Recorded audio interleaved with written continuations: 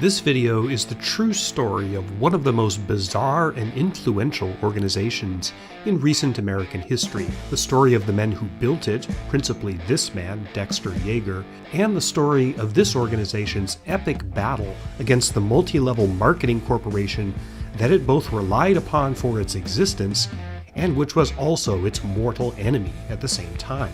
This organization, which doesn't even have an official name, was and is a business that generated hundreds of millions of dollars across 6 decades, enriched a tiny number of its top kingpins to levels of virtually unimaginable wealth, and granted those men access to the most exclusive corridors of power. To hear the stories of some who were in it, this organization also stole people's souls, drove them into poverty, and wrecked the lives of many more. How many like the extra money you pick up on tools? Most of you are not doing half the tool business you should be doing. You know why? Because it's better than it's ever been. The story of this organization is not exactly unknown, but it isn't often told as a story unto itself, meaning it gets mentioned on the fringes of this subject or that one, but almost no one has ever sought to chronicle its history and evaluate its significance. What is this thing whose story we're going to tell here? Who was Dexter Yager? Who was Bill Britt and Doug Wead? Why did the corporation that hated this organization, one of whose executives wrote a memo condemning it, try to destroy it and then later surrender to it? What happened on the terrace of the Fontainebleau Hotel in Miami Beach in April 1983, and why is it important? I'm going to try to answer all those questions, and in doing so, try to forge some basis of understanding this shadowy, semi-transparent elephant that marches almost unnoticed through decades of American history. This is the story of the Amway Tools Cult.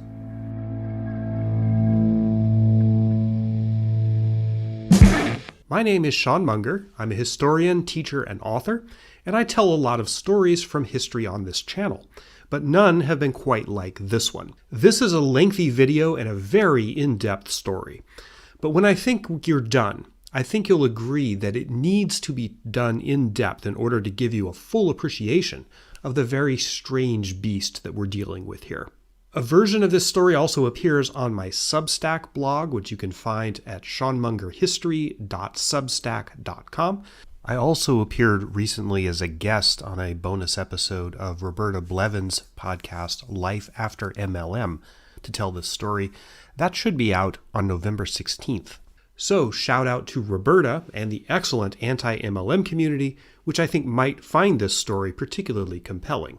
There's also a side video, much shorter, a companion piece to this one, where I talk a little bit about the process of researching and making this video, some of the sources I used, and some of the things I left out, some things I'm not going to cover here in the main show. First things first, I am not an MLM survivor myself, and this video is not your typical MLM horror story. While the Amway Tools Cult does still exist in the present day, which is highly troubling, my focus here is on its history and not its present incarnation. I'm a historian, and my main interest is what happened in the past and why it matters in the present. Here's how we're going to proceed. First, we have to define what the Amway Tools Cult is and how it works. There's some conceptual groundwork we have to lay, and that's not easy given the challenge of describing an organization that has no official name and which developed more or less organically, and which is also as secretive as the mafia and just about as hard to document. Then we'll be delving into the early history of the tools business, how it began, whose idea it was, and how it became such a profitable venture. Next will come the story of the battle between the Tools Cult and the Amway Corporation, which occurred principally in 1982 and 83. We're going to cover the aftermath of that battle, and we're going to have to look at how the participants in this story came to be wired into the economic, political, and religious fabric of late 20th century and 21st century America. So again, this is not just about MLMs or Amway or the religious right or even Dexter Yager as a historical figure, although the story does touch on all of those aspects. Periodically, I'm also going to show my sources. I did this recently on another series of videos about the true story of the JFK assassination. Oswald acted alone, by the way. And while I can't put links to all my sources directly into this video or the description, you will occasionally see them pop up on the screen, like this one just did as an example. And if you're interested in delving deeper into the documents themselves, you'll at least know where you can find them. Two primary sources are absolutely vital to this story. They are the Postma memo and the audio tape of the Miami Beach Fontainebleau Hotel meeting from April 1983, which I term the Miami Showdown. Later in the video, you'll hear some of the actual words that were spoken that day. With this situation you can't give up your incomes, because if you did, it means Chapter 13 or bankruptcy for you. Good history relies on documented sources. You'll see them here, and for those perhaps sympathetic to multi-level marketing operations, my presentation of sources will prove that I'm not just making this up. So if you're ready to delve in, let's first try to define what the tools cult is and what its relationship is to the multi-level marketing business called Amway. The entirety of this story depends on that relationship. But before we do that, you have to understand a few basics about Amway itself. There are several layers of context here that we have to get through. This is the first one. So to start, let's go back in time to the 1970s.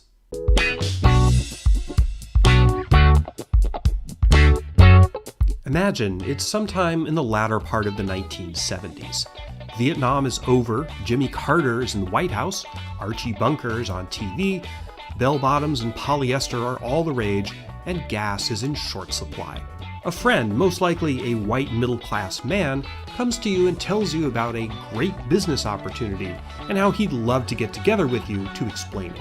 So you get in your AMC Pacer and drive to the meeting over at your friend's house. Your friend produces butcher paper and some markers and draws a bunch of circles on them, explaining how you can make a lot of money.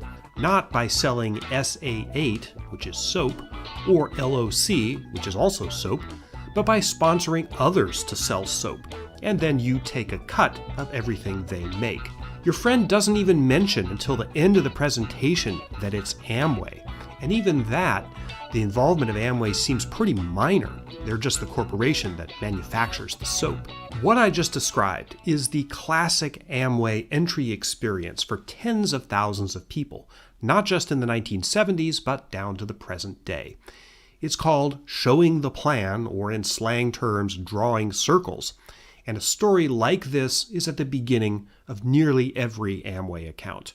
Amway, a portmanteau of the words American Way, used in somewhat Orwellian fashion here, was a company founded in 1949 and eventually named Amway later by two salesmen, Richard DeVos and J. Van Andel, who were formerly salesmen in another organization, Nutrilite, which is generally regarded as the first multi-level marketing company. Both DeVos and Van Andel were conservative evangelical Calvinists, and their fundamentalist worldview shaped the entire Amway universe. The tangled history of the invention of multi-level marketing, Nutrilite, and the founding of Amway is documented in the excellent book Ponzi-nomics, The Untold Story of Multi-Level Marketing by Robert Fitzpatrick, the leading academic who studies the MLM phenomenon and how it relates to American business history and culture. This book is essential reading for anyone who wants to understand this segment of the economy and the inner workings of the entire MLM system. Although Amway has changed a little bit since the 1970s and 1980s, the key period that I'm going to be discussing in this video, in essence today it's essentially the same as it was then. So a little bit of jargon. If you accept your friend's invitation and join Amway, what you've just done is to become a distributor, or in Amway speak an IBO, independent business owner. You've just joined a line of sponsorship. Your friend is your upline. You are in his downline, which means that that you order all of your Amway products, soap mostly, from him. All of the products. The soap that you buy for yourself, and more importantly, the stuff that you sell to the people that you recruit to sell Amway, or your downline. In the 1970s, once a week you would get into your AMC Pacer and drive to your friend's house to pick up your boxes of soap and some other stuff, which becomes important later. Anyway, you pick up your stuff at his house, and then presumably you set up a meeting for your downline who will drive to your house in their Ford Maverick or Woody station wagon to pick up their stuff from you. But here's the rub. How many people do you know, realistically, who are going to sign up to buy soap from you, or food bars, or whatever else it is that Amway sells? Chances are pretty good that if you ever succeed at recruiting anyone else into the business, which is monolithically what Amway distributors call it, you'll quickly run out of people to hustle. So if you want to stay in, it will be just you, your AMC pacer, and a couple of boxes of soap that you bought from your friend. In 1980, the Wisconsin Attorney General crunched the numbers of the top 1% of Amway distributors in that state to see what they really made. The result was shocking. Though most of those 1% did post a profit on paper, with operating costs deducted, almost every single one of them lost money on a net basis, with the average loss penciling out to $900. Now, this was the top 1% of all distributors in Wisconsin. Thus, an infinitesimal sliver of distributors actually made a profit. Your odds of winning at gambling in a casino are mathematically higher than they are at making money in Amway. So these are the basics of how Amway distributorships work. There are legions of documents, blogs, YouTube videos, and other content to demonstrate this. And indeed, this kind of material is the central focus of a majority of the anti-MLM community when they talk about Amway. That analysis is fundamentally correct. Chances are virtually certain that you will lose money becoming an Amway distributor or really in any multi-level marketing scheme. But the real story of this video goes deeper than that. It's the tools cult, which sort of hides behind the public face of the Amway experience. That is the next layer of context, and it's in the next chapter.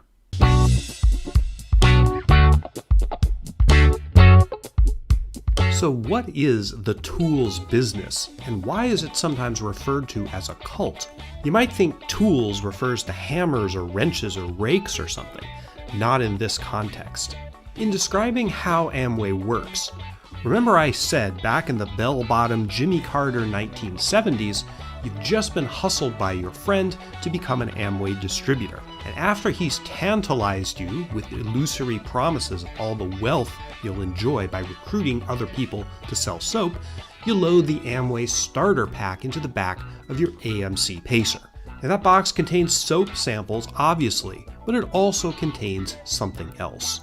In the 1970s, a newly recruited distributor or independent business owner would find in that box a couple of books, such as The Possible Dream by Charles Paul Kahn, The Magic of Thinking Big by David J. Schwartz, and Don't Let Anyone Steal Your Dream by a fellow named Dexter Yager. Also included would be a couple of cassette tapes. Pop one of those tapes into your cassette player on the drive home from your friend's house, assuming that your AMC pacer is posh enough to have a cassette player, and out of the speakers will come a man's voice, talking about how you have to seize your dreams and envision success in order to make it.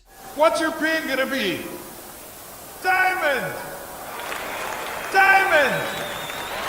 Diamond! Believe in diamond! This business is for winners!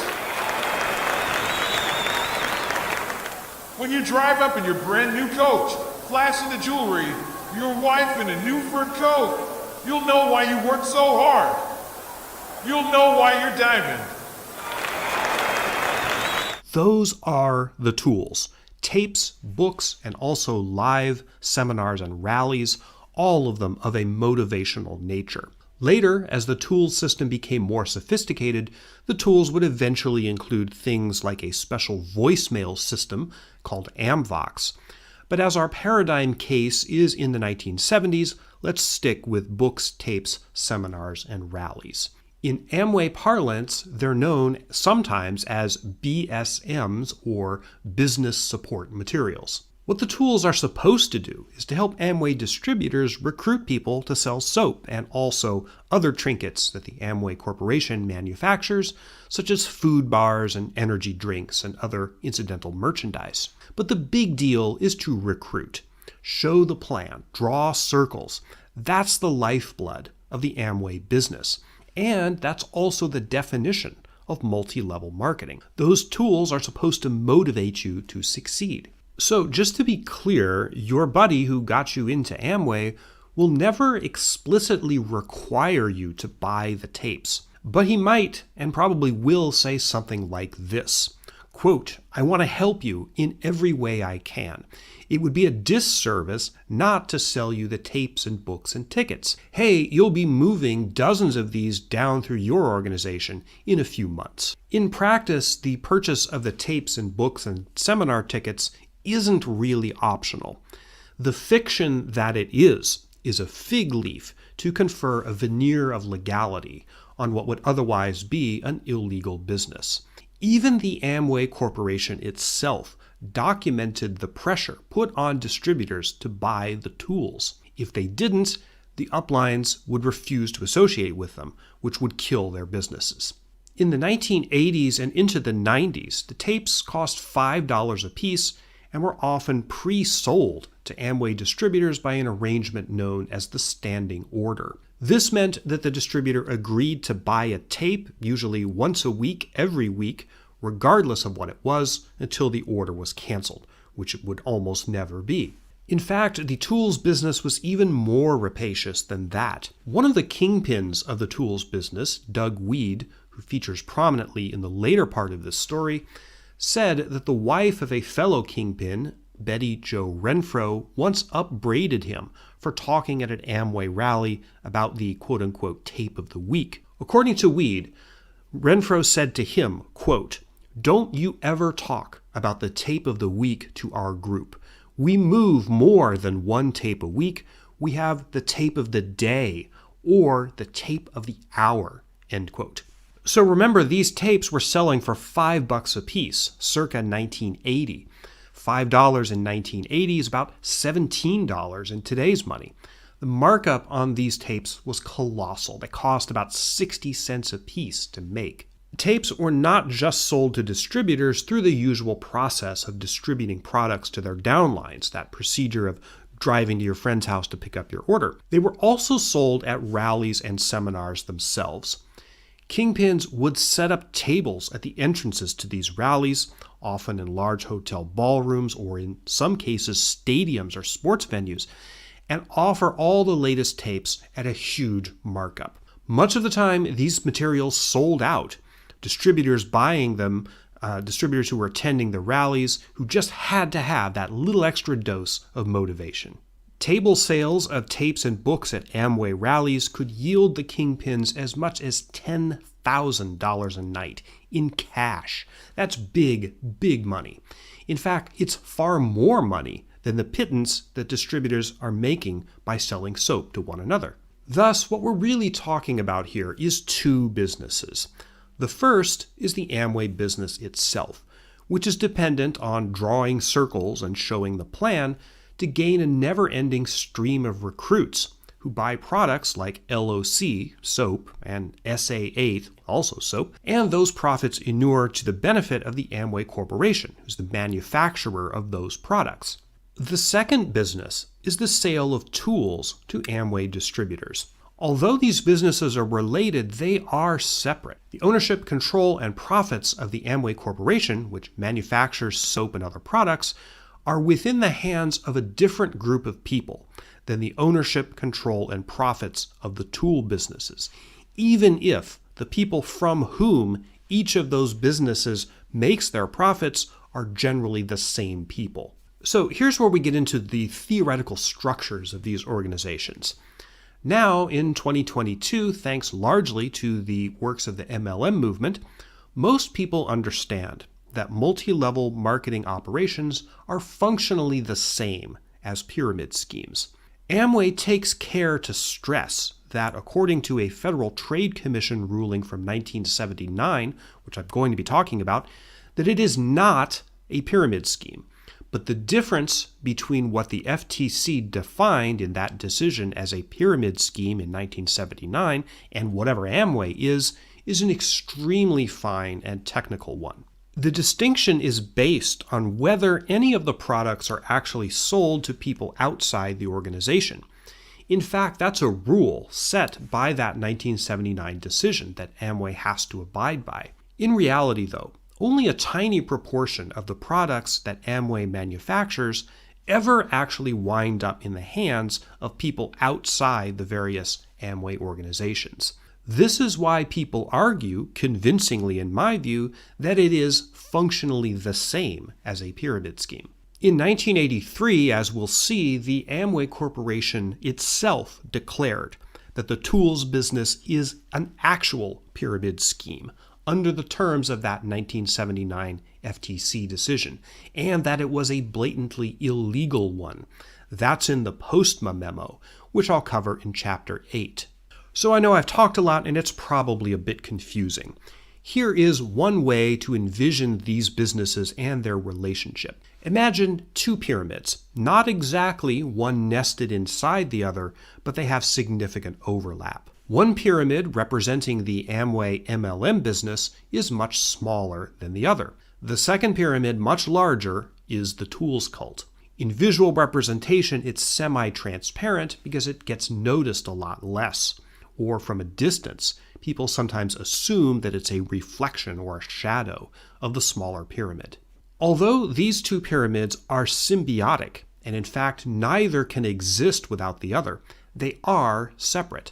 They're under separate ownership and separate leadership. The relationship between them has been historically acrimonious. They don't like each other very much, but each one recognizes the other as a necessary evil. Most discussion of Amway in the anti-MLM space focuses on the smaller, more visible pyramid, the one that relies on recruiting and which makes most of its money selling products to Amway distributors. The major questions about how much money a typical Amway distributor makes, whether the promises of income are plausible, that sort of thing, all of that focuses on that smaller pyramid. The 1979 FTC ruling, which Amway has for decades trumpeted as the seal of legality and approval, pertains solely to the smaller pyramid. Yet when people talk about Amway being a cult or cult-like, what they're really talking about is the larger pyramid, the tools cult. Here's where most of the money is and a lot of the abuses occur. It's best to describe the legality of this as untested. The tools business has not been declared legal by the FTC, nor has it been declared illegal. Even a lot of anti-MLM people assume, at least at first, that these pyramids are congruous and that Amway is a monolithic phenomenon. They're not, and it isn't. So what is the tools business really selling? Surprisingly little, to be honest. If you've ever heard one of these tapes, you basically heard them all. There's a lot of motivational talk about envisioning your dreams, and especially fantasizing about how rich you will eventually become by being an Amway distributor. Furthermore, these tapes are often made by simply recording motivational speeches given from the stage at rallies, so it kind of resembles an Ouroboros, a snake eating its own tail. The rallies themselves were and are bizarre experiences, rife with pageantry and populist hysteria, at which Amway stars, the diamonds, the tool kingpins, mostly, especially Dexter Yager, would be feted like conquering Roman emperors or rock stars. One especially fervent Yager rally in 1980 ended with Amway distributors spilling out into the streets of Charlotte, North Carolina at 3 o'clock in the morning, chanting in unison, 5 and 6 nights a week, 5 and 6 nights a week. That means the number of nights that they intend to go out and draw circles for Amway. I referred to the diamonds a moment ago. Now, this is an important concept. There's a complex hierarchy of pin levels in Amway, all named after various jewels. Supposedly, as you move up in the organization and quote-unquote go direct, meaning you've ordered enough products that you don't have to drive over to your friend's house in your AMC Pacer, but you can order directly from Amway, you might then become a pearl or a ruby or an emerald or the brass ring, diamond. It doesn't matter the exact order of the levels, but diamond is the ultimate. Well, at least it was at first, before Amway had to invent higher levels as the kingpin's businesses grew. Amway distributors would speak in glowing terms of going diamond, which was a euphemism for financial success. When are you going diamond? As if it's a foregone conclusion, a matter of time, which the motivational psychobabble of the tools constantly reinforced. Indeed, the tools and rallies contain precious little advice on actually how to sell these products. Usually, they just talk in vague terms about how many material possessions you'll have, Cadillacs and boats and mansions and fur coats, once you go diamond. But think about this, how much motivation does a soap salesperson really need? It would be one thing if the tools were actually sales advice or training, but they're not. It's just variations of what color Cadillac do you want? Despite their mostly lack of content, the tools proved highly addictive. Numerous apostates from the tools cult have reported, year after year, decade after decade, that constant exposure to tapes and rallies produced a behavior-altering effect that changed their thinking, and in many cases, emptied it. Listening to tapes recorded at rallies was intended to reproduce the euphoric effect of attending those rallies. Whenever your faith in the Amway dream falters, just listen to a tape and get roped back into the fold. Soon enough, you'll be back running through the streets at 3 a.m. chanting 5 and 6 nights a week. This is why people refer to Amway as a cult. They're not really referring to the Amway Corporation, which, as you recall, sells soap and other products. They're referring to the tools business, its closed and coercive nature, and its behavior-altering effects, which have been well documented. The very vapidity and lack of substance in the tools themselves is a dead giveaway that they're not and never were actual business support materials.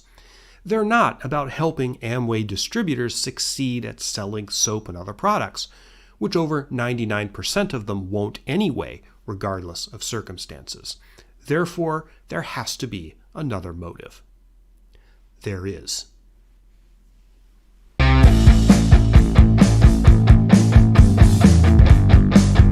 (1964). The Beatles are taking America by storm. Racial segregation is banned in the United States, at least in theory. Lyndon Johnson is running for a full term as president, and Julie Andrews is flying across movie screens on her umbrella. Also that year, a man named Dexter Yager becomes one of the early distributors in Amway, a company which at that point is really only about 5 years old. As a historian, finding the true story of Dexter Yager's life reminds me of nothing so much as researching the biographies of medieval saints. So many layers of hagiography, much of it spun by Yager himself, surround his life story that it's almost impossible to separate fact from fiction. What we do know is that he was born in 1939 in the small town of Rome, New York, which 60 years later would become the infamous setting of Woodstock 99. But anyway, long before that, the Yager family lived there, and they were evidently poor.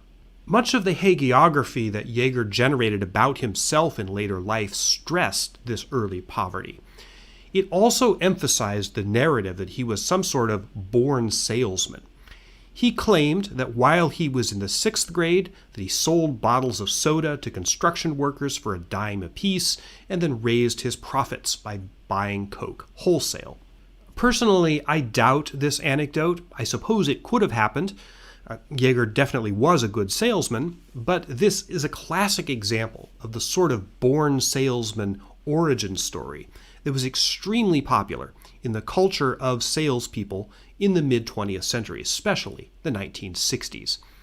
Being able to say that you were a successful salesman as a kid, especially for someone who became rich in a sales profession later in life, was the entry ticket to the kind of glowing Horatio Alger story that many salespeople in this era wanted to emulate. Dexter Yager's life story, as he often told it, was a tale of quasi-religious redemption by the light of the Amway miracle. Supposedly, he sold tools, the real kind from Sears. He was a car salesman and a beer salesman with an outfit called the West End Brewery. And also, according to his own story, he was once upon a time a heavy drinker. What Yager did not emphasize in his own biography was that after he became an Amway distributor in 1964, he didn't make much money at it. Despite going direct very quickly, and despite him saying, quote, "I ate, slept, and breathed the business 7 days a week," we know Yager wasn't making money at Amway because within 3 years he was out applying for other jobs.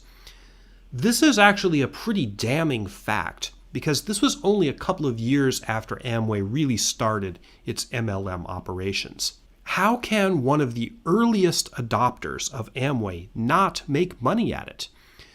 This is evidence that the business model was already financially exhausted within about 5 years.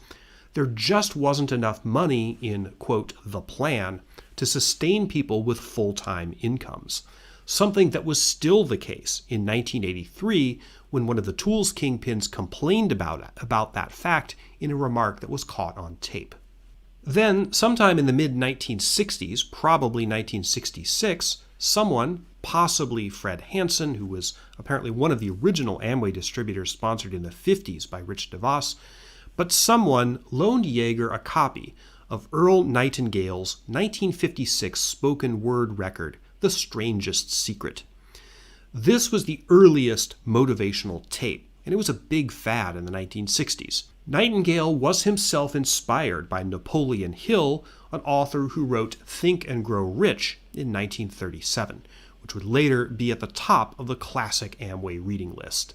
Napoleon Hill was in fact a con man with a long string of failed businesses, but he was riding the first wave of motivation and self-help that came out of the 1930s.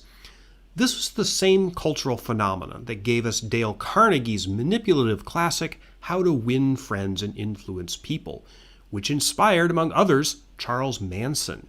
Another follower of Napoleon Hill was conservative evangelical preacher Norman Vincent Peale, in whose New York congregation was the Trump family. Yes, that Trump. Fall 1966. The United States is now deeply and directly involved in the Vietnam War. Star Trek premieres on NBC television, and at this time, Yager sponsors Tony Renard into Amway. Renard also has an interest in Earl Nightingale's recordings.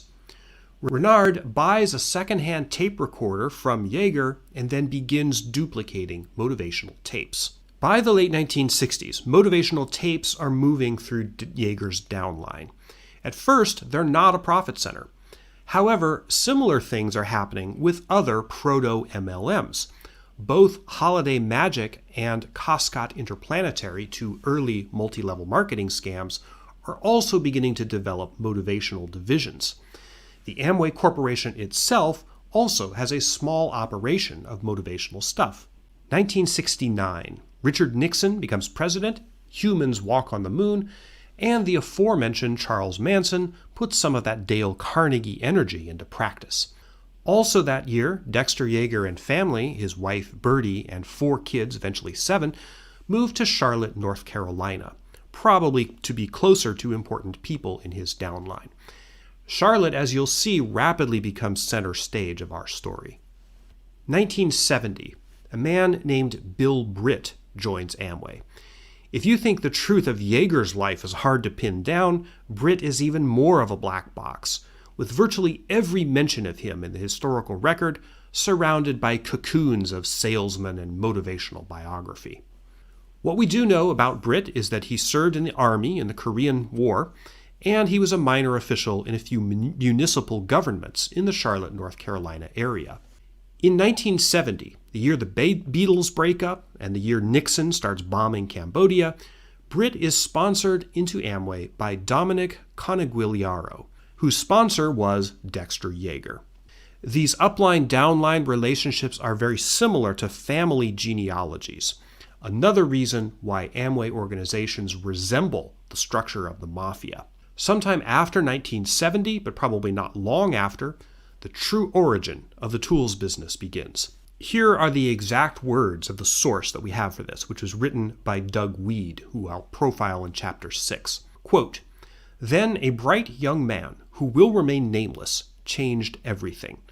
He sat across from Dexter Yager and Bill Britt in the coffee shop of the Fontainebleau Hotel and told Yager that for a $50,000 investment, he could buy the latest machinery and set up his own tape duplicating company.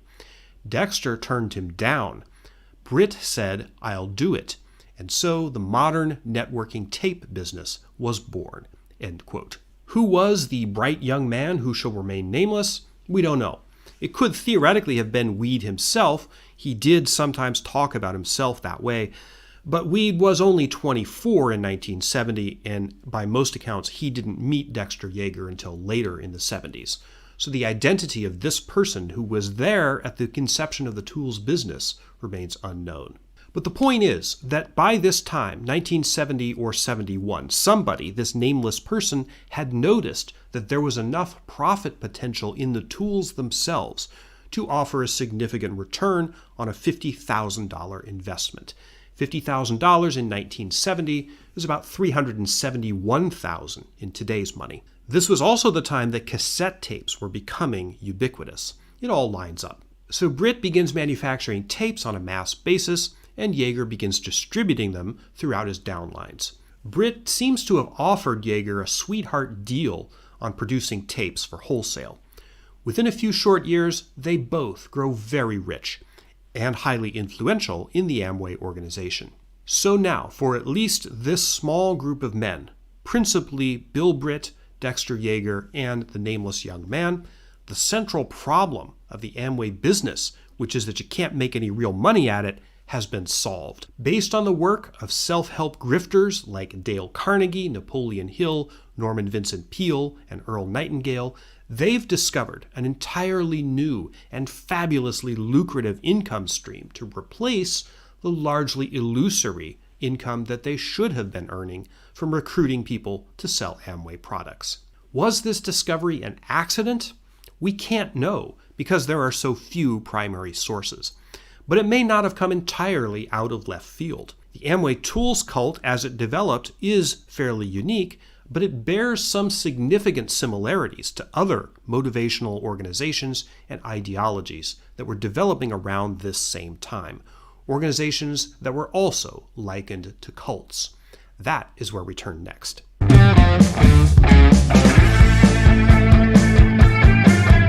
In 1964, the same year that Dexter Yager got into Amway, a man named William Penn Patrick founded a cosmetic sales company called Holiday Magic, Inc.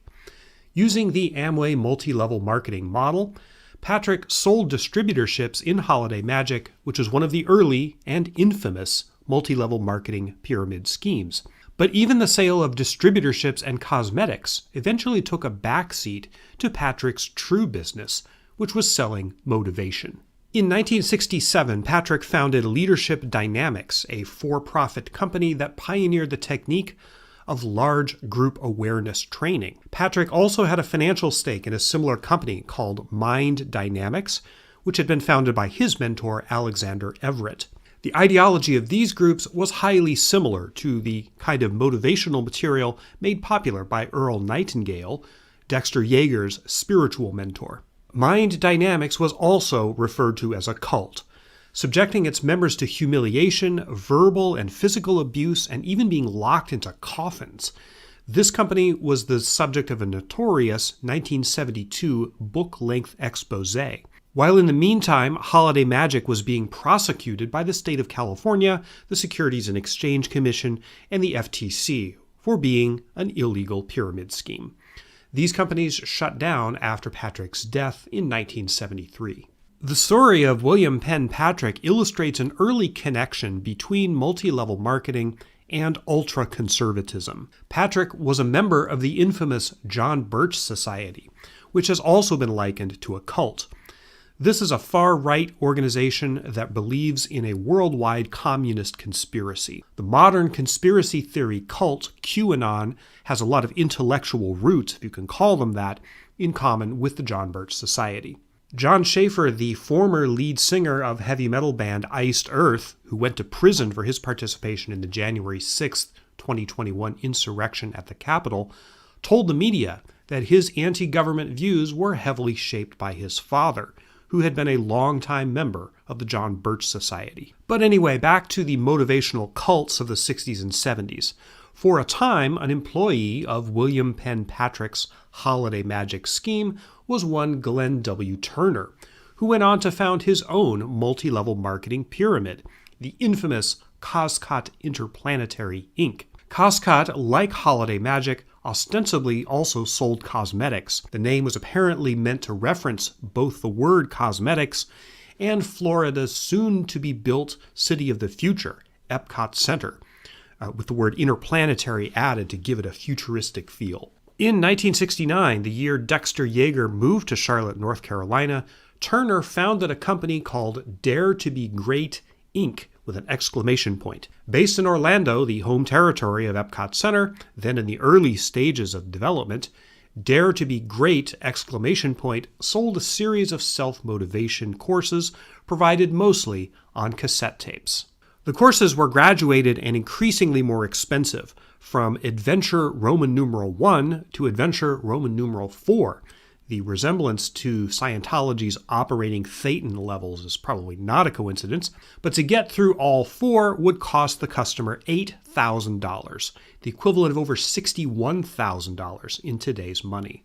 What was the basic message of all these expensive adventure courses bellowed at the customer on tapes in Glenn W. Turner's classic Southern twang? Well, here's a quote from one of them. Quote, "All things are possible to him who believes. What does it take to be a success? Believing in yourself. Making $1 million was easy. What was the hardest thing in the world? Believing I could do it." End quote. If this sounds remarkably like the message Dexter Yager began pushing only a few years later, it should. Glenn W. Turner amassed a fortune of $150 million selling Dare to be Great, exclamation point, on the multi-level pyramid model. It didn't last. Coscott Interplanetary was driven out of business by the FTC in 1975 for being, you guessed it, an illegal pyramid scheme. But not before tarring celebrity lawyer F. Lee Bailey, the lawyer later was partially responsible for freeing double murderer O.J. Simpson. Bailey was indicted on conspiracy charges related to Coscott Interplanetary, together with Glenn Turner, in 1973. That case ended in a hung jury. Turner eventually went to prison in 1987 for running a different pyramid scheme. He died in 2020. So why is any of this relevant to the Amway Tools cult? Well, several reasons. First, the Coscott experience in particular demonstrates that there was significant profit potential in selling motivation as a commodity, particularly in the medium of cassette tapes, and seminars and rallies too, both of which Holiday Magic and Coscott also had. There's a natural affinity, for whatever reason, between multi-level pyramid marketing and motivational material that often has a cult-like effect. Second, the connections between motivational cults, multi-level marketing, and far-right politics are also evident in the stories of these early multi-level marketing schemes. Nearly all of the Tools cult kingpins would turn out to be conservative evangelical Republicans, especially Dexter Yager, which has far-reaching consequences, as we'll see in Chapter 11. Third, so long as we're talking about connections, there are numerous layers of connections between these organizations and others in what you might call the human potential movement of the 1970s. These included Erhard Seminars Training, or EST, as it was called, founded by Werner Erhard, who was involved in Mind Dynamics, the sister corporation of Holiday Magic. While it seems bizarre now, for a time the Church of Scientology was popularly believed to be a part of this movement. And this stuff was everywhere in the 70s. EST even showed up in the 1978 musical film The Wiz, the all-black remake of The Wizard of Oz. This ideology was imported into the production by Diana Ross, who was a fervent follower of Werner Erhard. And the final reason why this is relevant, several former cost-cut distributors eventually joined Amway, and some apparently became Tools cult kingpins. The reason we know this is because cost-cut is mentioned casually on the Miami Showdown tape from 1983, demonstrating that the kingpins were fully aware of it.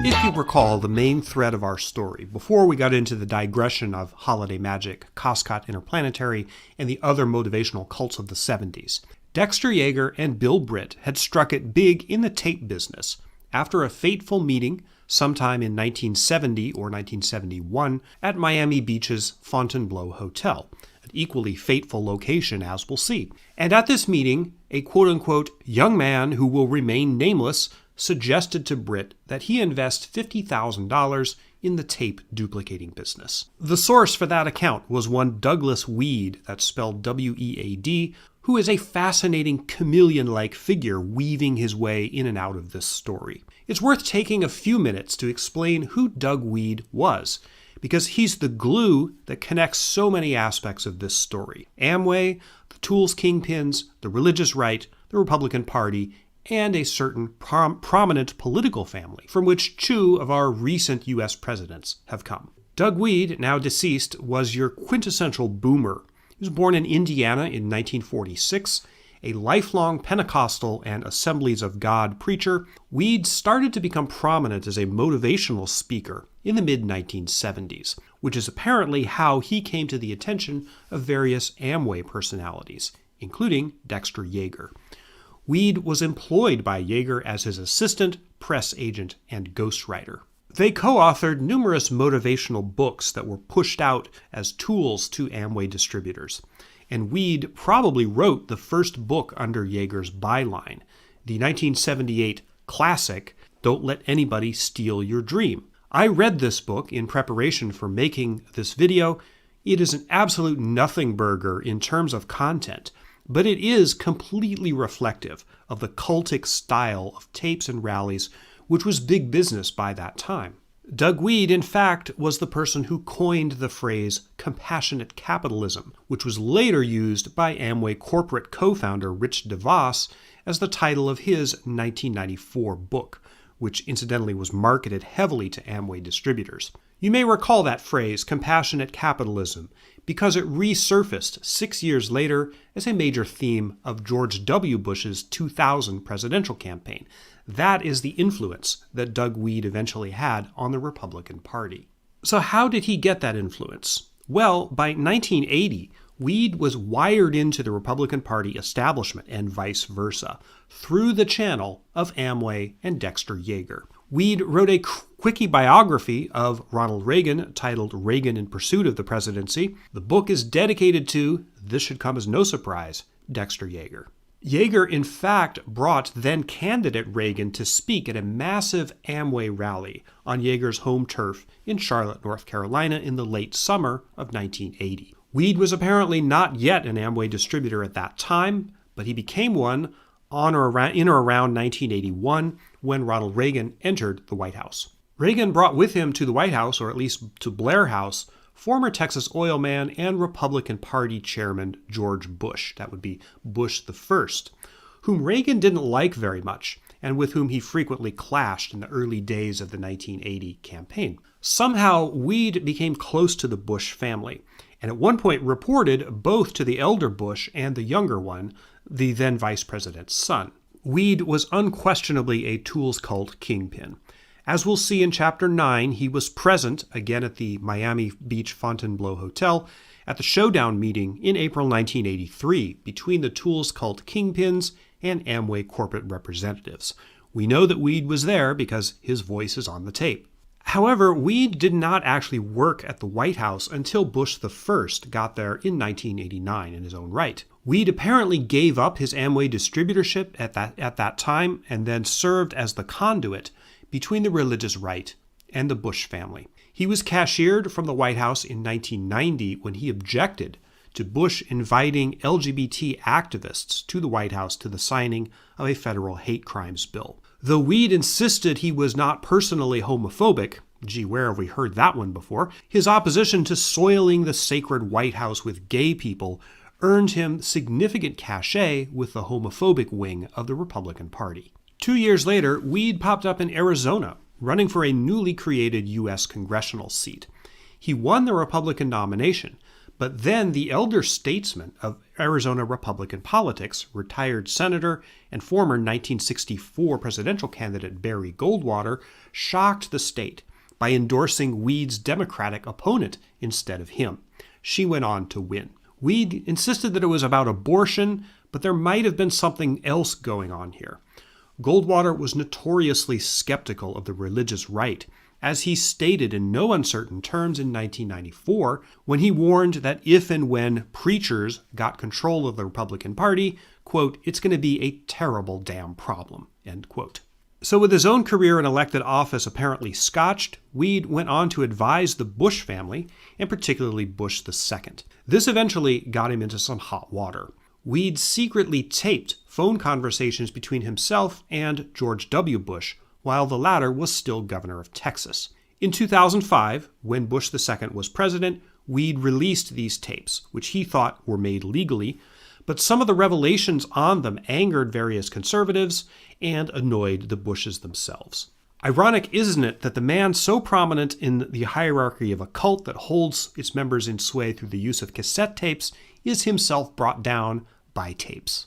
Now persona non grata in the Bush camp, Wead went on to advise another political family, that being the Pauls, Father Ron and son Rand, and he went on to write several books on presidential history, none of which, in my opinion as a historian, are any good at all. It's unfortunate that Wead is the only source we have, or at least the one that I've been able to find, for that early critical 1970s meeting between Yager, Britt, and the bright young man. While I believe that the factual matters that Wead attests to in this account are probably correct, he is a bit unreliable because of his spin. The reporting on Wead, particularly Ward Harkavi's series of stories, which I linked earlier in a footnote, makes clear that he was famously a chameleon, not wanting to say anything to offend anybody, and not above sandbagging the truth to that end. I discovered the origin story of the Tools cult in writings on Wead's blog, dated 2004. This is a time when he was arguing online with various anti-MLM commenters. Wead's take on the whole phenomenon was basically the tools are valuable, but there's a few bad apples that have corrupted the whole system. That's a common defense of the Tools cult, particularly among those who are unwilling to condemn the Amway system as a whole. Wead, in any event, was never going to say publicly anything that wasn't generally laudatory of Amway and multi-level marketing. The unreliability of Doug Wead as a source is similar to doing medieval or ancient history, where there is one or only a handful of sources about a particular battle or event or reign, and all of the sources are unreliable or problematic. So as a historian, when confronted with this situation, you have to kind of read between the lines to arrive at some reasonable conclusion of what actually happened. So, with that out of the way, let's get back to the story of the Tools cult and their epic battle with the Amway Corporation, which reached a peak in 1983.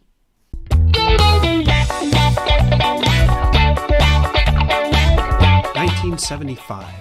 Saigon falls to the North Vietnamese, Steven Spielberg's Jaws makes a generation of Americans afraid to go swimming, President Gerald Ford is shot at by Squeaky Fromm, a member of the Manson family, who was recruited using Dale Carnegie's manipulation techniques. And also in this year, the Amway Corporation begins its epic bruising battle with the Federal Trade Commission, a battle in which its survival as a company is at stake. By now, the FTC was on a roll, having lined up and shot down one multi-level marketing scam after another. They'd killed Holiday Magic and Coscott Interplanetary dog dead, and now they had their eyes on the biggest steer on the ranch, Amway, the OG MLM. Amway execs Rich DeVos and Jay Van Andel had every reason to be concerned. Holiday Magic and Coscott had both been a little more brazen in their get-rich-quick representations, but aside from that, it was difficult for Amway to distinguish its basic pyramid-shaped business model from theirs. But the Amway suits did have a secret weapon that Holiday and Coscott did not have: the President of the United States. Before Gerald Ford had the slightest inkling that he might one day be president, he was the longtime Republican congressman from Grand Rapids, Michigan, right next door to Amway founder's hometown of Ada. Ford only got the top job because Nixon's VP, Spiro Agnew, resigned during a bribery scandal. And according to the newly passed 25th Amendment, Nixon nominated and Congress approved a new vice president, and Ford was his choice. Then Nixon himself had his last day and the final wave on the steps of Marine One as a result of the Watergate scandal. And suddenly, Grand Rapids' own congressman was in the White House. DeVos and Van Andel wasted no time exploiting their connection to Ford. They visited him privately in the White House. The notes from that conversation, if there ever were any, have never surfaced, but we know for a fact that they were there. In 1979, after 4 years of litigation, the infamous decision in re Amway Corporation was issued. If you ever want to hear a lengthy dissertation on this decision, just tell an MLM Hunbot that you think their outfit is a pyramid scheme. Then pull out a stopwatch and see how many seconds before they invoke the 1979 Amway decision as supposed proof of the legality of multi-level marketing. I'm fortunately going to spare you that lengthy diatribe, but I will say that I believe the Amway FTC decision, which declared that Amway is not a pyramid scheme, even though it pretty much is mischaracterized in anti-MLM circles. It was not the surprise ringing endorsement of Amway that it's often made out to be. The decision was a functional victory for Amway in that it kept them alive and it specified certain safe harbor conditions, fig leaves mostly, that if they abided by them, would theoretically keep the company from getting broken up as an illegal pyramid scheme. In reality, though, there's evidence that the Amway suits understood that what they had really done, all they had really done, was to fight the FTC to a draw. If they crossed the very thin line that the FTC had drawn around their legal operations, the assault could be renewed again at any time. This may have been the deal, explicitly or implicitly, that the suits worked out with Ford during that mysterious White House meeting in 1975. Or there might not have been a deal at all. We may never know. But the Amway Corporation continued to fear and dread the FTC for years afterward. So clearly they did not interpret the decision as a permanent absolution. Now that point becomes important later on. In the meantime, the tools cult kingpins were getting very, very rich in the later 1970s. They quickly became a very insular group. Less than 2% of Amway distributors participate in the profits from the tools business, and 98% are never even told that major profits were being made in that business. Furthermore, the kingpins could keep their club closed and insular by picking and choosing who was allowed to quote-unquote go diamond. They did this through transfers among themselves of the points that conferred Amway pin levels. By transferring points and creating or destroying new diamond distributors and their associated lines of business, the kingpins could effectively make the ownership of the tools business sort of a walled garden, with only a choice group of insiders admitted to share its riches. Dexter Yager was the biggest of the kingpins. He had the largest volume of Amway business of anybody. So how rich was Dexter Yager? In 1980, the heyday of the tools business, Yager had a mansion outside Charlotte to which Amway distributors flocked as a pilgrimage site, literally. He had a collection of Rolls Royces, a collection of yachts, a coach, a bus basically that he used to transport himself ostentatiously to rallies, such as the immense Free Enterprise Days held at a sports arena in Charlotte. This is the rally where people broke into the streets chanting 5 and 6 nights a week. Now, all these trappings of prosperity, this is all part of the false image of success posed by the tapes and rallies themselves. It was all about material wealth. Notice that the message of the tools is never reflective or transformative. It's never get rich so you can go find some meaning in your life, or get rich and go to Nepal to find spiritual enlightenment or anything like that. It's always, here's the coach, boat, mansion, fur coat, whatever. This is the meaning in life. No deeper reflection required. This evidently reflected Dexter Yager's personal view of wealth and accomplishment. Note how this is also exactly the vision of wealth that comes out of prosperity gospel preachers like the Osteen family. But the tools kingpins were very careful to promote the impression, not explicitly but implicitly, to promote the impression that their wealth came from selling Amway products and recruiting distributors, not the tools business. The message was, if you work hard at Amway, again universally referred to as the business, you too will own the coach, boat, mansion, and fur coats once you go diamond.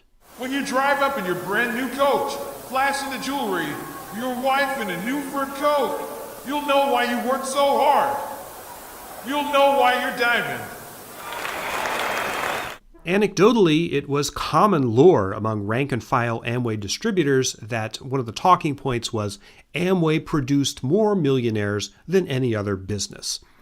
Now, that is patently and quantifiably nonsense, of course, but it's a lie that's necessary to tell the distributors to keep them hooked. The truth, that any money that's made in Amway comes mostly from the tools cult, has to be carefully hidden. Even a couple of minutes' logical reflection can deflate Amway's implicit promise of fabulous wealth.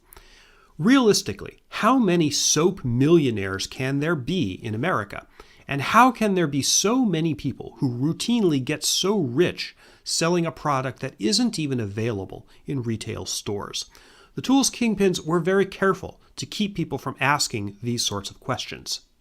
The reality, of course, was that there were no soap millionaires, but there were tools cult millionaires. By 1990, Dexter Yager was pulling in $30 million a year, and the vast majority of it came from tools. He flaunted his wealth by wearing diamond rings, a Rolex, and a bracelet spelling out his name in diamonds. Yager had by now set up a corporation, Freedom Distributing, which was the financial hub of his tools business. That company later in the 80s became Internet Services Corporation, and eventually his motivational tape empire spewed its cultic rantings, many of them from Yager's own speeches at rallies, into all 50 states and 10 foreign countries. The enormous growth of the tools cult reached its apex during the time that the Amway Corporation was distracted by their long battle with the Federal Trade Commission. The historical evidence, particularly the Postma memo, supports the inference that the Amway suits were surprised by how big and how pervasive the tools business had become, dwarfing by many times the revenues made by selling Amway manufactured products to distributors. Or perhaps the suits did know or suspected, but chose to ignore the problem for as long as possible. If they did ignore it, you can understand why. After all, Yager, Britt, and their associated downlines accounted for the lion's share of the Amway Corporation's profits. The real nature of Yager's business was selling tapes, books, and rally tickets. The Amway Corporation didn't get a piece of that, but what revenue they did get could exist only so long as the tools kingpins, the diamonds, kept their downlines hooked on motivational tapes. Then, finally, events forced Amway to pull its head out of the sand. 1982. Ronald Reagan, having been shot by Hinckley the year before, has finally recovered. Michael Jackson is shattering all-time records with the Thriller album. Margaret Thatcher decides to fight for what tiny ice-encrusted scraps of the British Empire remain above water in the Falklands War. And 1982 is a terrible, terrible year for the Amway Corporation. Sales are slowing down. The press is increasingly abuzz with negative stories about Amway, especially its dissatisfied ex-distributors who keep talking about how weird and culty it is. One of these is Phil Kearns, author of Fake It Till You Make It, the first book-length expose of Amway and the tools cult. Kearns, a former distributor, ironically once co-authored a book with none other than Doug Wead. It was about the People's Temple, the suicide cult that resulted in over 900 deaths in Guyana in November 1978. But what really draws the ire of the Amway suits is increasingly brazen behavior by some of the tools cult kingpins, or wannabe kingpins. Sometime in late 1982, a West Coast distributor named Leonard Hall goes rogue. Now, I know very little about Leonard Hall, but what we do know, mostly from the Miami Showdown tape, speaks for itself. Hall apparently saw the money being made in the tools cult and tried to make a grab for some of it. Although the majority of Amway distributors were wired into Yager's group, not all of them were, and the tools were not ubiquitous in everybody's downline. So Hall may have sensed an opportunity and tried to make a bid to build a system, a mini tools cult, of his own to cash in on the distributors who weren't already addicted to Yager's tools. He went up and down the California coast, poaching distributors to join his line and thus getting them hooked on tools. This is the ultimate sin in the Amway universe. It's called cross-lining. If we go back to the analogy of Amway being structured kind of like the mafia, cross-lining is like gangsters from one leg of the family going into business with another separate branch.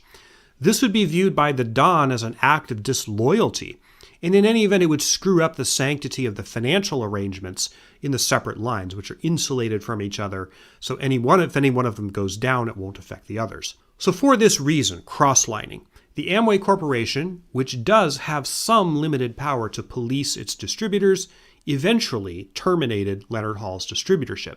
Now, what happened in this case was apparently not the only time this kind of thing happened. I found cryptic references to something similar occurring in Hawaii about the same time. I'm not sure about that. I couldn't nail it down. But nevertheless, the attempts by the smaller fish distributors to leapfrog out of line and try to become tools kingpins themselves catches the attention of the Amway suits in Ada, Michigan. In late 1982, they commission a comprehensive internal study of the entire tools business. This is how we get one of the most extraordinary documents in the entire history of multi-level marketing, the Postma Memo.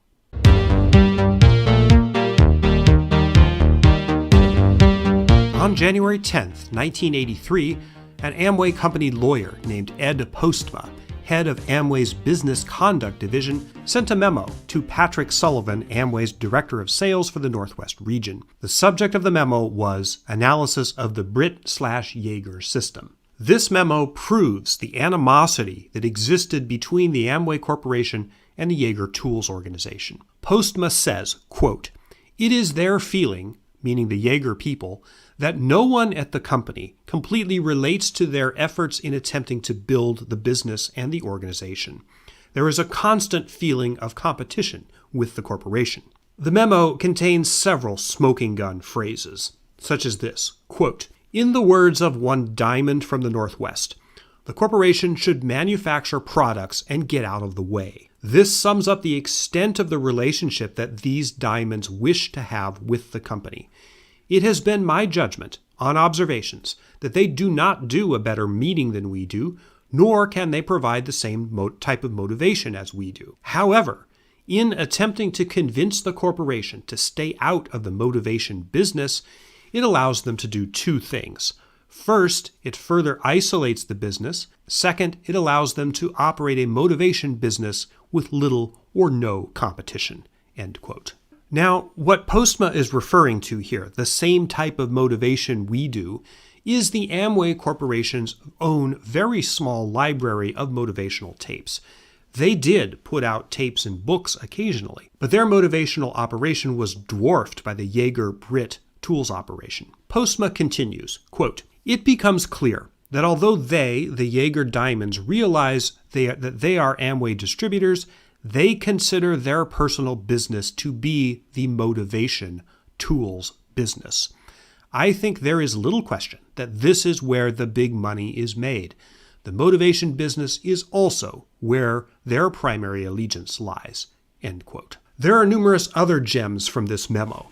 For instance, Postma dissects the rallies on which he estimates Yager rakes in $25,000 or $50,000 for a weekend, or $250,000 for free enterprise days. Postma also documents how there are vendors present at these rallies who rent jewelry, flashy clothes, and cars for diamond distributors to use at rallies to appear successful. This is a flat-out admission that the higher pins in Amway don't make the kind of money that they claim to make. And it's another layer of grift. The kingpins are making more money on renting swag to distributors to make them appear rich. Incidentally, this also corroborates the main thesis of Phil Kern's book, Fake It Till You Make It. That's what that phrase means, and also corroborates similar claims made later in the 1990s and 2000s by Eric Scheibler and Ruth Carter. Postma also says, direct quote, "The tool business is illegal. Although the Amway business is legal, the tools business is not. It is a pyramid." End quote.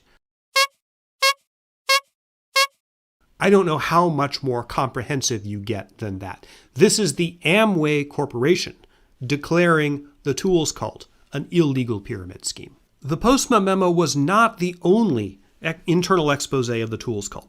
Slightly earlier, sometime in 1982, there was a document titled The Challenge of the 80s, which warned the Amway Policy Committee that the illegality of the tools business threatened the very existence of the Amway Corporation itself. In other words, they feared the FTC renewing the battle against them, a prospect which scared the hell out of the Amway suits since they couldn't control the behavior of the tools kingpins. I also found a reference to a warning issued by a federal district court in Ohio to the Amway Corporation titled Amway Distributor Compliance with the Code of Ethics and Rules of Conduct. Now, I couldn't find a copy of the original document itself, but another source that quoted it claimed that it said this, quote, "Widespread illegalities inherent in Amway distributor-designed systems of tapes, books, and rallies. While most of these systems were conceived in the late 1960s and early 1970s as genuine support programs, entrepreneurial higher pins discovered and developed programs for substantial, separate, additional income under the Amway umbrella." End quote. The hits kept coming for Amway. In early 1983, the news show 60 Minutes does an expose on Amway called Soap and Hope. Now, this is mostly about whether the income promises match up with reality, and it's also tangentially about the tools cult. In this show, Mike Wallace interviews Dexter Yager and his wife, Birdie. Surprisingly, Wallace goes fairly easy on them and does not press the main issue, which is whether his income is from the tools business or the Amway business, a question which 60 Minutes leaves open-ended. Still, the 60 Minutes segment, and particularly the Leonard Hall debacle, evidently spook the Amway suits enough that they finally decide to take action. In January 1983, right after the Postma memo, founders Rich DeVos and Jay Van Andel put out 2 of their own tapes called Directly Speaking. They are messages basically to the tools kingpins, the diamonds, generally, and the Yager organization particularly. In these tapes, the Amway suits warn the tools kingpins about going too far with the tools business, that it could call down the thunder on the whole Amway ecosystem. This is not explicitly stated, but it's probably what they mean, causing the FTC to renew the war against them. The Amway founders warn the kingpins about what's euphemistically called the curiosity approach, which is how they bait and switch people into in prospecting meetings by not telling them that they're signing up for Amway. But the big bombshell is this. Indirectly speaking, the suits announced that they're going to start counting Amway-approved tapes toward distributors' bonuses. What the diamonds take this to mean is that Amway is going to begin stepping up the business of its own tools to compete with the kingpins' tool businesses. This is nothing less than a declaration of war. Amway execs go coast to coast, visiting the kingpins who rage at them in meeting after meeting about how the corporation is trying to kill their business. The Amway suits' response is, no, you don't understand. What you're doing is illegal, and if the FTC or the courts get involved, they could destroy everything. There was apparently a big meeting in Hawaii to this effect, which is mentioned peripherally in various sources, including the Miami tape, but if a similar record of this meeting existed, it has unfortunately been lost to history. Things finally come to a head at another fateful meeting between Amway corporate representatives and the tools kingpins. This meeting, a remarkable document of which has been preserved, is the climax of our story, the Miami Showdown.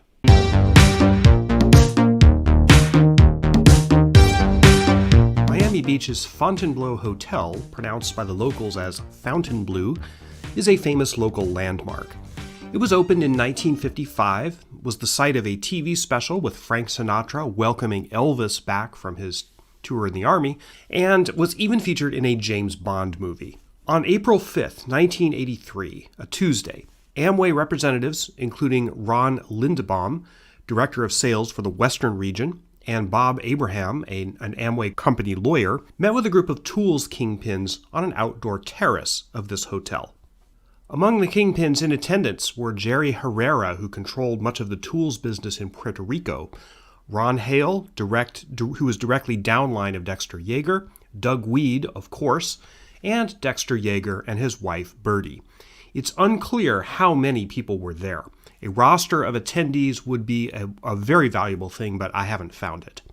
The ostensible purpose of the meeting was for the Amway corporate representatives to explain, or try to explain, to the tools kingpins the legal danger that they were putting themselves and the whole Amway ecosystem in by profiting so egregiously from the tools cult.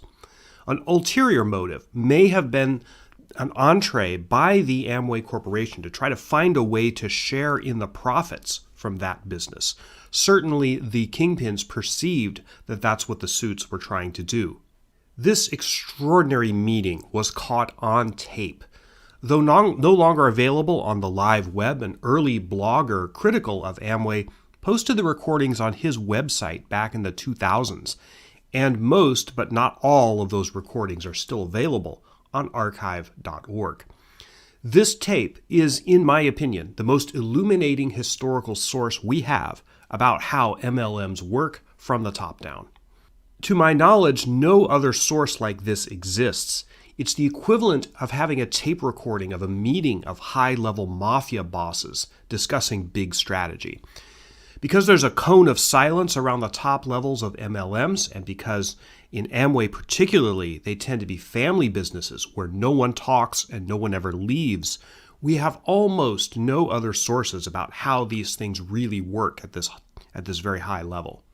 The tape of the Miami showdown is raw and unedited. You can hear airplanes going by overhead, for instance. The meeting is acrimonious, particularly at the beginning. A bunch of people are shouting at each other. This is proof positive of the animosity between the ownership and policy heads of the two pyramids, the ostensibly legal Amway business and the legally untested tools cult business. I'm going to play for you some of the most important bits. I'm sensitive to it. They created two wars. I'm sensitive That's to why it. it looks like a smoke screen, because we get around now after the fact. Because he said the BV was never meant to be competitive, and on the last Directly Speaking tape, he says hopefully that'll create some competition. And so he's contradicting himself. Also, Ron, people, the corporation still tell us that these new rules, TV on tape, is not going to take away from your tape business. Then someone else from the company, or even the same person, that consistently says, we got a legal problem, that's why we got to take your tape business away. We do have a legal problem, but we don't think it's going to take your tape business away or any other business. We do have a legal problem, but we don't think it's going to take your tape business away or any other business. What you just heard are admissions that the Amway Corporation knew that most of the money was being made in the tools business. Doug Wead referred to BV on tapes. BV is an Amway term meaning business volume. It's part of how they calculate bonuses. But that reference refers to the kingpin's fears that Amway is trying to get into the motivational tools business and squeeze the kingpins out. Here's some more. What I'm hearing you say is the decision was made to start to reap some of the rewards of the tape business. I just got to that is not why the decision was made to put BB on tapes.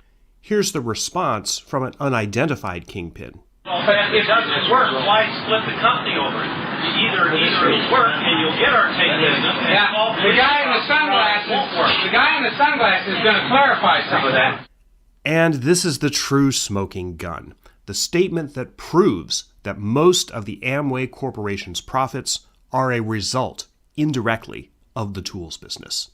Ron, can I say the same thing here? That I think that Doug and Jerry have said here with the tape business is the fact that the reason Amway is for $1.5 billion. And the reason it's going to go to $2.5 billion, when I got into Amway, it was $200 million.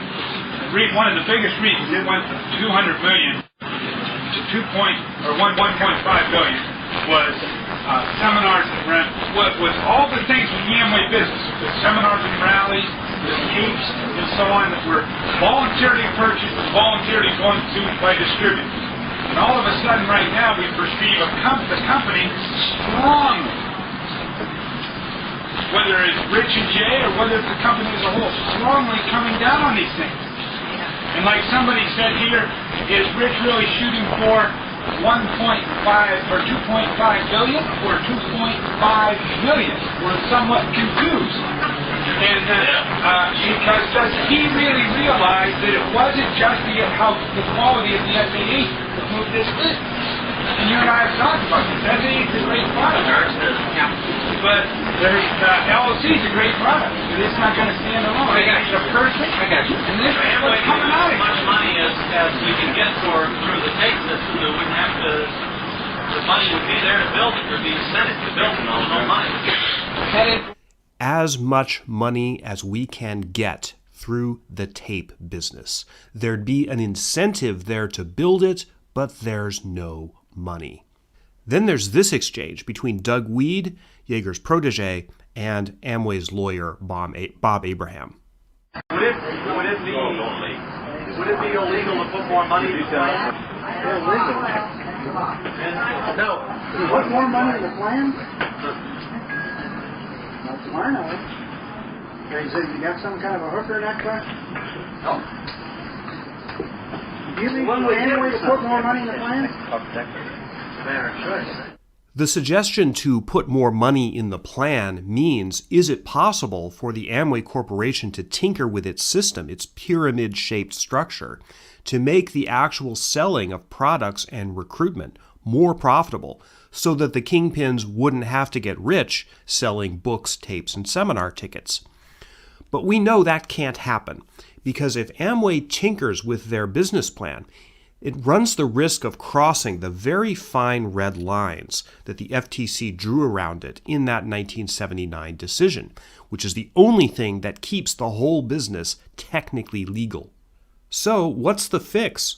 Ron Lindbaum, one of the Amway suits, says this, a directive that has clearly come from the lawyers and is based on the FTC decision. Be sure to ensure that tools do not grow to such a level that they can no longer be described as reasonably related to the sale of the product to the ultimate consumer. What's reasonable? I don't, there's a whole bunch of parts to it here. Why is this important? Because if the kingpins are making money from something other than the sale of products to end consumers, then they are involved in an illegal pyramid scheme. The FTC could renew its assault by claiming that Amway has violated the terms of that 1979 decision, and the whole enterprise could go the way of Costco Interplanetary and Holiday Magic. This is what the Amway suits are afraid of.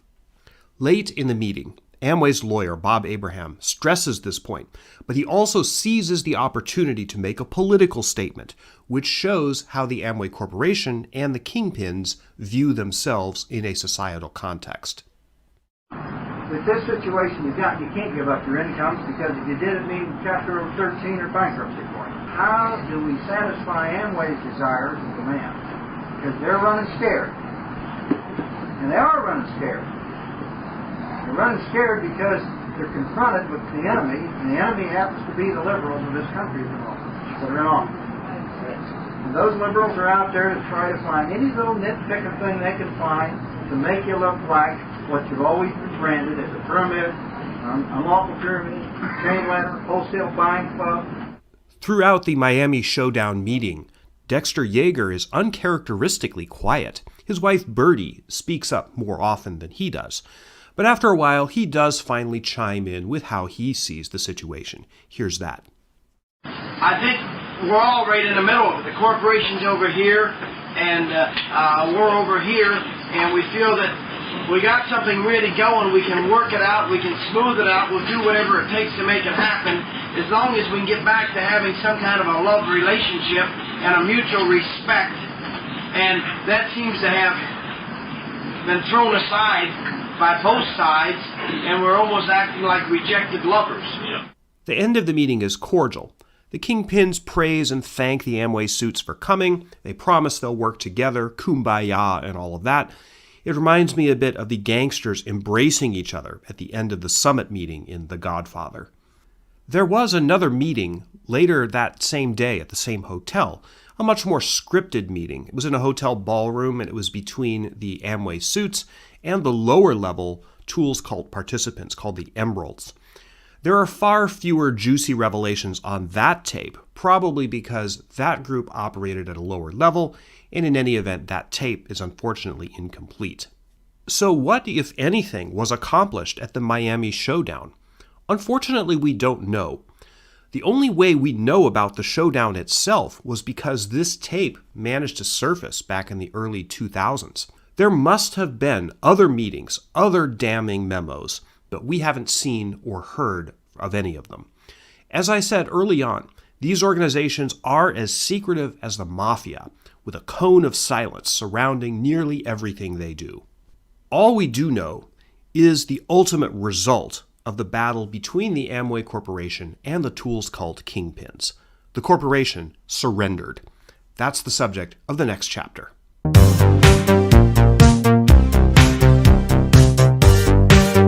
1988. Climate scientist Dr. James Hansen testifies before Congress that human-caused global warming is an advancing threat. Tom Cruise shakes up movie screens in Cocktail. Metallica puts out its And Justice for All album. George Bush I is elected president with the generous help of Doug Wead and numerous Amway distributors. And Amway co-founder Rich DeVos goes to court and makes a startling admission on the witness stand. By the late 1980s, lawsuits against Amway and the Tools Cult kingpins were beginning to pile up. Most were filed by Amway distributors who sued their former uplines to try to get into the Tools Cult business, to break into that walled garden, in other words. Some lawsuits were from former distributors who felt they'd been cheated by the kingpins in one way or another, or who blamed the Amway Corporation for not reining them in. DeVos testified in one of these cases. From the sources, it's unclear exactly which one. But here is the Q&A from that proceeding. Question: what happened in the area of the tools abuses, the private tools abuses addressed at that meeting? By that meeting, the lawyer is referring specifically to the Miami showdown. DeVos: well, those abuses continue to this day. There are a variety of people who complain to me continually about some of those abuses, so that's an ongoing challenge that the organization faces. I said to some of our staff there that I thought it would cost us a few $100 million in volume. I think I said $300 million as we went through a correction phase. I think we lost upwards of $300 million in volume as we tried to go through this adjustment period. Question: it is a position that you took in the early part of 1983. Have you deviated from that position in the Amway Corporation since then, with respect to your 10 points and the subject matter contained therein? DeVos's answer: well, let's just say that we dealt with it the way we did. We did put some people under notice that they were doing things wrong. We pursued, of course, re-education, but we never pursued it to its ultimate goal of really nailing anything down. In the meantime, the volume came down, and we started to work at trying to hold the business together, but the problem persisted in any case. End quote. This is all we really know about Amway's surrender. But if you zoom out at a macro level, the dynamics of the decision is clear. The Amway Corporation realized that a significant portion of their income came from the downlines of the tools kingpins, all of those distributors hooked on tapes and rallies, faithfully buying LOC and SA8 soap. Revenues were already declining in 1982 and 1983. Amway provoked a conflict with the kingpins, who thought that the company was trying to horn in on the Tools Cult business. Faced with a backlash at the Miami showdown, a decision was made at the highest level to back off, maybe to issue a few warnings here and there, but not really to follow through with them. After all, the company was already bleeding $200 to $300 million from what little they did try to do. Evidently, the suits decided that they couldn't risk heavier losses. And what about the FTC, that sword of Damocles that hung forever over this entire ecosystem of grift? Amway apparently decided that they simply had to hope for the best, hope that the FTC wouldn't renew the assault and go after the pyramid scheme run by the kingpins. This gamble was probably reasonable when it was made in 1983, and certainly proved so over the succeeding decades. As both the Amway Corporation and the Tools cult kingpins increased their wealth and their political power, they were able to not only insulate themselves pretty effectively from another assault by the government, but they were also able to advance the broader political and ideological project that the entire Amway universe was, at least in part, created to build. We're almost finished, but we do have to turn to that story next, before we conclude.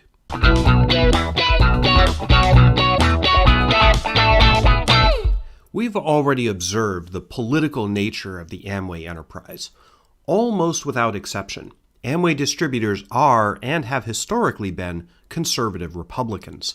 I profiled Doug Wead, Tools cult kingpin and pipeline from the religious right to the Bush family, in Chapter 6. In addition to him, it's worth exploring briefly the ties between the Tools cult and the broader project afoot beginning in the 1970s to turn America's politics sharply to the right and to entrench and broaden the power of evangelical Christians in particular. Dexter Yager was a member of an organization called the Full Gospel Businessmen's Fellowship International, FGBMFI. This was a hard Christian right organization based in the Pentecostal evangelical movement that expanded throughout the South in the 1950s and essentially built the ideology that we now call prosperity gospel. Others in this same organization or connected to it included Oral Roberts, the Osteen family, including today's Joel Osteen, and televangelist Jim Bakker, who became a close friend of Dexter Yager. In fact, Yager was something of a mentor to Bakker, who began to incorporate the style and messaging of the Amway motivational tools into his own efforts to spread politically conservative, capitalist-oriented Christian gospel, particularly through the medium of television. In the mid-1970s, after his falling out with Pat Robertson's Christian Broadcasting Network in California, Jim and Tammy Faye Bakker moved to Charlotte, North Carolina, which is where they founded the televangelist PTL ministry. One of the factors that drew them there was Yager's presence in the Charlotte community. Yager himself later sat on the board of PTL. A historian who studied Bakker's life and career analyzed the televangelist's relationship with Dexter Yager like this, quote, Bakker was especially interested to learn how to apply Yager's inspirational messages and techniques to his own ministry. In fact, he was so enthralled with Yager that he became an Amway sales associate and attended weekly meetings with Yager, Doug Wead, and other important members of the Amway organization. These meetings and the connections with Amway and with Yager inspired Bakker to make prosperity theology an even more important part of his ministry, and he began to learn from Yager how to market and sell his message. Yager, meanwhile, endorsed PTL and encouraged his distributors to support Bakker's new network. He also liked to flaunt his own success with PTL employees by walking around the offices with a shoulder satchel containing $20,000 of, quote, pocket money, end quote. PTL and Jim and Tammy Faye were part of a larger movement that grew in the mid-1970s. This movement, in which politically conservative evangelicals were prominent, was a backlash to the cultural and economic liberalism of the 1960s.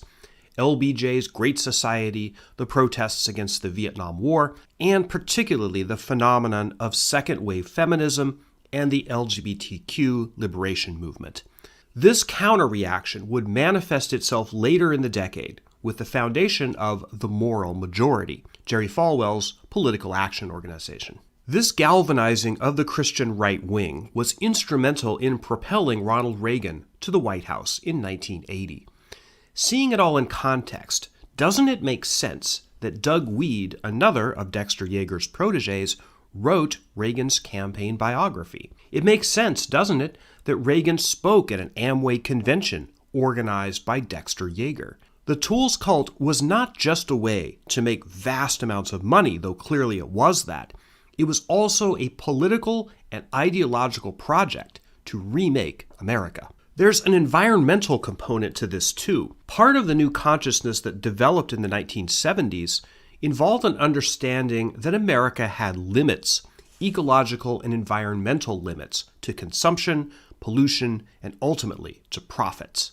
To true believers in the ideology of capitalism, any hint of limits, ecological or otherwise, are absolutely unacceptable. Part of the core beliefs of the Full Gospel Businessmen's Fellowship International, the organization to which Dexter Yager and Jim Baker belonged, was that the American dream was embodied by economic growth and personal prosperity, and also that these things were core tenets of Christianity. So the dreams promised by the Tools cult really were the point.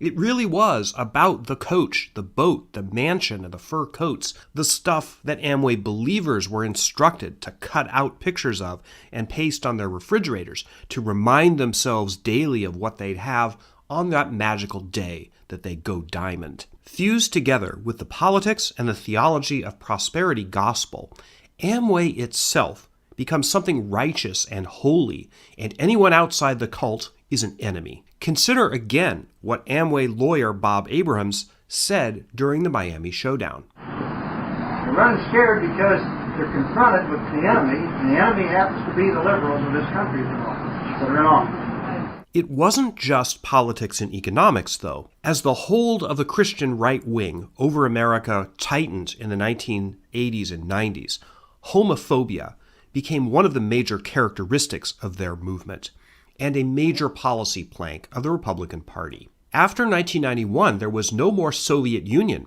and the specter of global communism was no longer available as a punching bag and a unifying threat for the conservative right.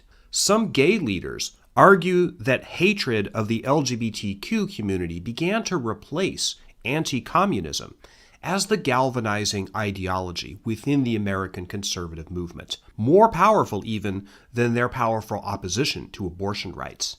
It should come as no surprise that on the many thousands of hours of tapes that exist of Dexter Yager extemporizing, particularly at those supercharged Amway rallies and packed stadiums, there are homophobic statements from him condemning the LGBTQ community and criticizing the so-called gay lifestyle. Yager's attacks on the LGBTQ community had a political component too. In the 1990s, he attacked Hillary Clinton, a favorite target of the right wing, as a lesbian, and charged that the Secret Service brought her lesbian lovers into the White House, a story that he told to 5,000 Amway distributors of the Fred Hartice organization, itself a spin-off of Yager's line. Because, of course, being a Democrat and being a lesbian were comparable sins in the politicized Christian worldview of the Amway Tools cult. In March 1987, Jim Baker was brought down as head of the PTL ministry in a series of scandals in which he was accused of diverting funds from his ministry to pay blackmail money to his mistress, Jessica Hahn. When the story broke, Baker went into hiding to avoid the press and also his aggrieved wife, Tammy Faye. Where exactly did he go to hide? To a guest house on Dexter Yager's estate. Jim Baker eventually went to prison for fraud and conspiracy. Curiously, despite Baker's closeness to him, Dexter Yager does not appear as a character in the 2021 film The Eyes of Tammy Faye, which dramatizes the Bakers' lives and careers.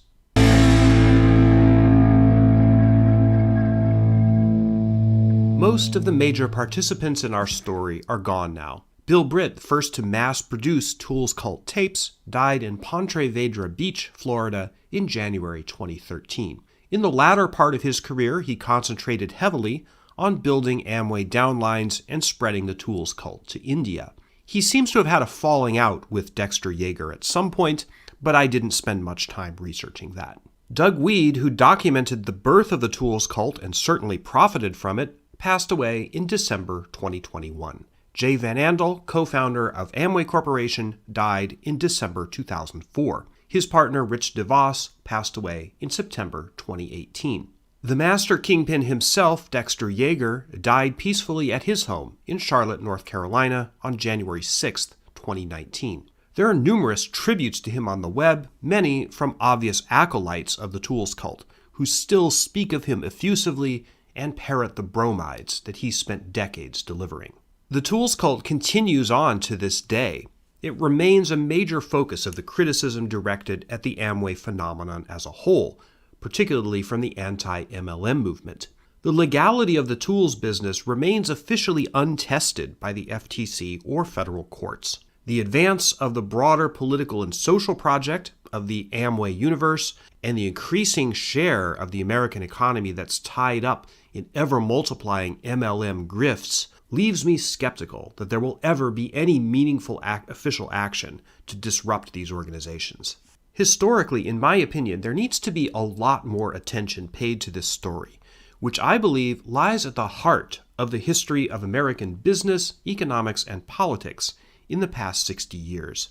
In my view, the fact that Dexter Yager, love him or hate him, is not recognized as one of the most important and influential people in recent American history is astonishing. But if you've gone this far into the video, you now know more about him than most people do. There is a much shorter companion piece to this video in which I briefly explain how I made it, where I think this story fits in the broader anti-MLM sphere, and some tidbits that didn't make the final cut.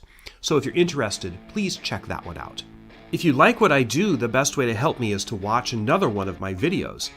I've done several on the histories of ships and other nautical subjects. If you go to the deep dive section, which this video is a part of, you'll find some other very extensive explorations of various subjects.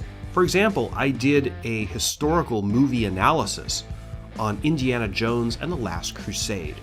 Another one comparing the films Gladiator and Fall of the Roman Empire. I also have a long essay on the meaning of the Titanic disaster of 1912, and a two-part, very in-depth series on the John F. Kennedy assassination.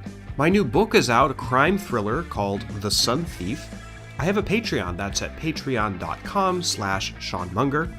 You can buy me a coffee. I have a Ko-Fi link. It's in the description to this video. And also in the description is a link to my website. It's just seanmunger.com, where I teach history courses online, both free and paid, on a number of different subjects. So please do all the stuff you do for a video you like, hit the subscribe button, all that jazz. Thanks, as always, for joining me on this journey into the past.